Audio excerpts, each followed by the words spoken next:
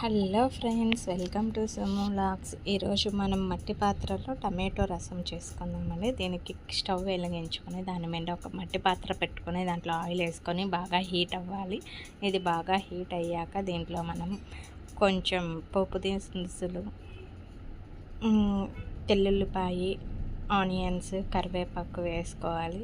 కరివేపాకు కాడలతో వేస్తే బాగా టేస్ట్ ఉంటుంది. ఒక ఎండుమిర్చి కూడా వేసుకొని బాగా ఫ్రై చేసుకోవాలండి.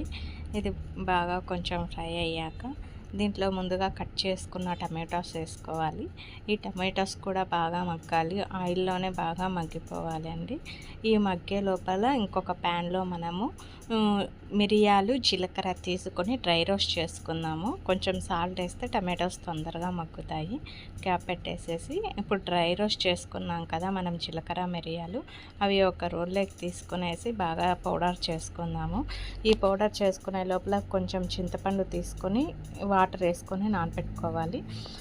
నానుతూ ఉండగా ఇది పౌడర్ అయింది కదా, ఈ పౌడర్ని దీంట్లో వేసుకొని ఈ పౌడర్ కూడా కొంచెం ఆయిల్లో కాసేపు ఫ్రై చేసుకుందామండి, పచ్చివాసన వెళ్ళేదాకా. ఆల్రెడీ డ్రై రోస్ట్ చేసాము, అయినా కొంచెం సేపు అలా ఫ్రై చేసుకొని ఆ టమాటోస్ మొత్తం స్మాష్ అయిపోవాలండి. దాంట్లోనే అసలు టమాటో అనేది కనపడకుండా ఆయిల్లోనే బాగా మగ్గి ఆయిల్ పైకి రావాలి.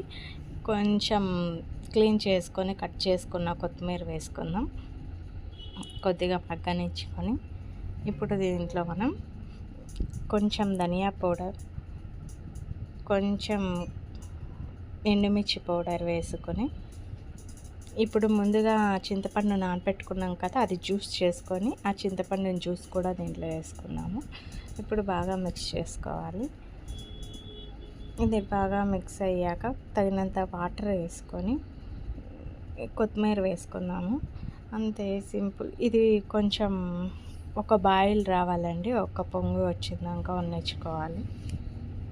ఆ కొత్తిమీర కూడా అలా తెల్లాక ఒక పొంగు వచ్చాక ఆఫ్ చేసుకోవాలి. ఇప్పుడు మట్టి పాత్రలో టమాటో రసం రెడీ. ఈ వీడియో నచ్చితే లైక్ చేసి, షేర్ చేసి, సబ్స్క్రైబ్ చేయండి. బాయ్.